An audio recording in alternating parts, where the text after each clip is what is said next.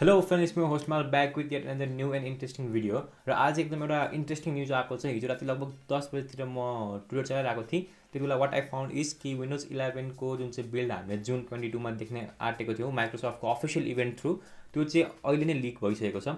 धेरैजनाले यसको आइएसओ फाइलबाट like they already install Windows 11 र हजुरलाई आइएसओ फाइल चाहिन्छ भने चाहिँ आई हेभ द आइएसओ फाइलको लिङ्क यो वेबसाइटमा लिङ्क छ। म चाहिँ हजुरलाई यही भिडियोको बिचमा कति लिङ्क भनिदिन्छु, सो भिडियो पुरा हेर्नु होला, खासै लामो हुँदैन भिडियो। र should you install this or not भनेर हामी एकछिनमा कुरा गर्नेछौँ। So without any further delay let's get started.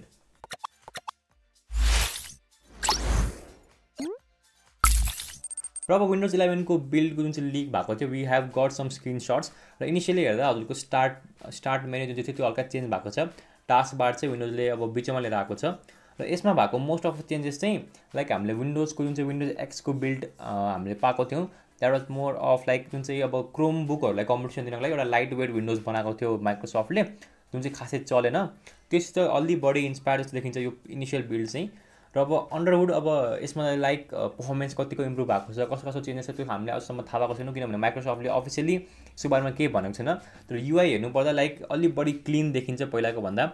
कर्नरहरू अलि राउन्डेड खालको कर्नर्सहरू छ। त्यसपछि हजुरले एकदम दामी मलाई लाग्यो कि डार्क मोड हो, लाइक वालपेपरहरू पनि अलि चेन्ज भएर आउँछ डार्क मोड युज गर्दा।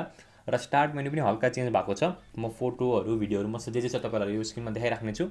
र मलाई लाग्छ यसमा अझै फिचर्सहरू एड हुन बाँकी छ, किनभने यहाँ लिक भएको स्क्रिनसटहरूमा चाहिँ यो अब जुन 16 कै बिल्ड देखाइरहेको छ। मतलब यो चाहिँ अब माइक्रोसफ्टले जुन चाहिँ रिलिज गर्न चाहेको थियो जुन 22 मा त्यसको बिल्ड चाहिँ होइन यो। तर अझै पनि हामी हेर्न सक्छौँ लाइक आइकन्सहरू चेन्ज भएको छ। युआई अलि बढी क्लिन हजुरले ठाउँमा धेरै ठाउँमा मोस्ट अफ आइकन्समा चेन्ज भएको छ। र अब इन्स्टल गर्ने बेला पनि युआई अलि डिफ्रेन्ट छ र अलिक क्लिन खालको छ यो बिल्ड चाहिँ। तर धेरैजनाको अब मैले आर्टिकलहरू पढेँ यसको बारेमा, रिभ्यूहरू पनि लाइक धेरै युट्युबरहरूले यो इन्स्टल गरिसकेका छन्। म त्यो भिडियोहरू हेर्दा चाहिँ वाट आई फाउन्ड इज धेरैजनाले के भनेको छन् भने यो चाहिँ लाइक अफिसियल बिल्ड नभएको कारण यो फाइनल बिल्ड हो भने चाहिँ हामीले भन्नु मिल्दैन। र यसको आइएसओ फाइल पनि लिक भएको छ। मैले इन्स्टल चाहिँ गरेको छैन अझसम्म, तर धेरैजनाले इन्स्टल गरेर भिडियो बनाइसकेका छन्, लाइक भिडियोहरू लिक भएको छ यसको।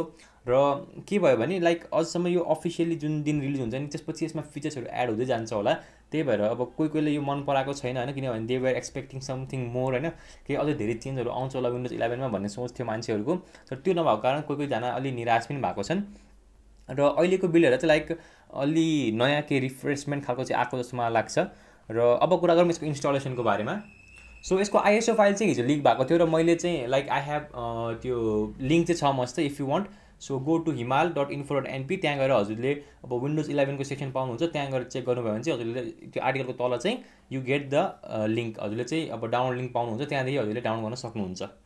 र यो चाहिँ एउटा मेगा फाइलको डाउनलोड लिङ्क हो। यदि हजुरले फोनमा डाउनलोड गर्दै हुन्छ भने मेक स्योर हजुर मेगाको एप चाहिँ छ, किनभने यो लगभग 4.54 GB को फाइल छ। त्यही भएर you want mega app to download this. अर्को कुरा आयो यसको इन्स्टलेसनको बारेमा। अब यो कतिको सेफ बिल्ड हो, कतिको स्टेबल छ भनेर त भन्नु मिल्दैन। तर if you are using virtual machines, हजुरले आफ्नो ल्यापटपमा चाहिँ भर्चुअल मसिनहरू, आफ्नो पिसीमा भर्चुअल मसिनहरू युज गरिराख्नु भएको छ थ्रु भर्चुअल बक्स और अरू धेरै सफ्टवेयरबाट, त्यसो हो भने चाहिँ हजुरले ट्राई गर्न सक्नुहुन्छ यसको ISO. I don't know how genuine this is, त्यही भएर मैले अहिलेसम्म इन्स्टल चाहिँ गरेको छैन। So I also warn you होइन, यो ट्राई गर्नुभन्दा पहिला लाइक इफ हजुरसित कुनै स्पेयर पिसी पुरानो खालको ल्यापटप छ भने चाहिँ त्यसमा ट्राई गर्नु पहिला बुटेबल युएसबी बनाएर, किनभने अब यो स्टेबल बिल्ड होइन र अफिसियल बिल्ड पनि होइन, त्यसले जे पनि हुनसक्छ।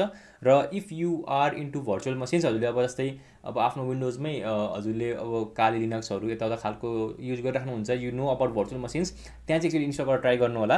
र यदि मैले पनि यो इन्स्टल गरेँ भने चाहिँ यसको भिडियो छिट्टै ल्याउने छु, so stay tune for that. So अहिलेको लागि चाहिँ यति नै थियो न्युज। अब यो 22 जुनमा आउनुपर्ने बिल्ड चाहिँ लाइक यसको यो लिक भएको छ, द्याट इज द केस। र माइक्रोसफ्टले यसको बारेमा अहिलेसम्म केही भनेको छैन, तर अब हेर्दा चाहिँ अब हल्का फिचर्सहरू चेन्ज छ, नयाँ युआई छ। आई होप अब यसको स्टेबल र अफिसियल बिल्ड आएपछि अलिकति हामीले केही चेन्जेसहरू देख्न सक्छौँ।